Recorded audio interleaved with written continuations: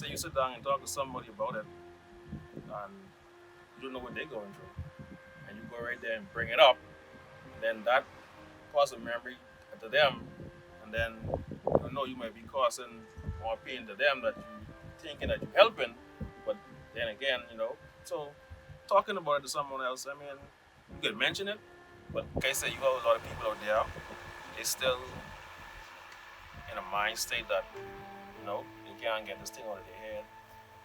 Like you say, you need to have someone to talk to. When I first came back and I rode through, I wanted to jump on the plane and go back. That's how it was with me. Because when I rode through in the taxi, I was taking me because when I came back, I was living on the key then. I was living on where my work is on Baker's Bay. They had this house over there. And when I rode from the airport to the ferry dock, I looked at the cab driver. I said, "Bro, take me back to the airport, please." And he's like, "Why, man? You just reached." I said, "Bro, I can't deal with this." And he's like, "No, man, you get over it. Don't worry about that." See, I had the same feeling, but I came back and I got over it, you know. And when I got over there, it's another devastation. I was like, "Man, this is not alcohol. This can't be real." Like you in a dream.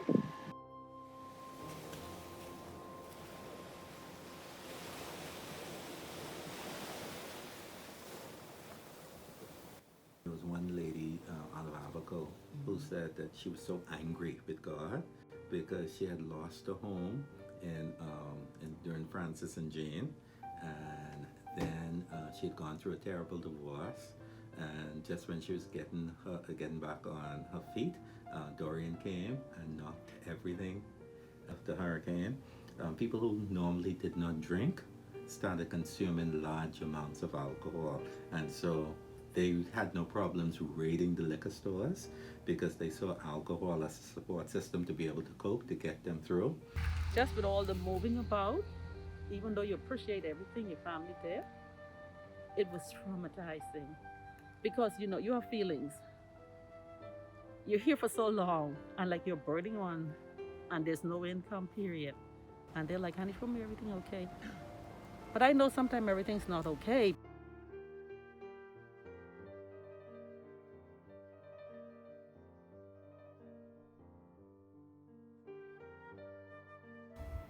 I just started crying in the car because like reality hit me. I started asking about the nearby neighbors who I knew, and I break right down when I realized that a lot of them had drowned and died, and like reality just set in with me that God had spared me for a reason and a purpose. So I spent 11 days in therapy and counseling. And at that time, everyone was just speaking about, "Oh, we're going to leave and we ain't coming back to Freeport." And I knew that giving up was not for me. I'm no longer in therapy. I still have moments like whenever there's inclement weather, if it gets misty and white. I remembered this year when we had some bad weather.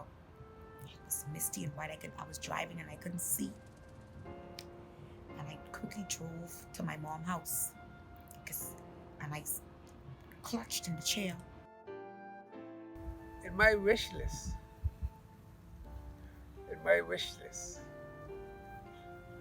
mental health became front and center because it impacted everybody. But in my wish list, mental health is not being provided. Boy, we didn't see that.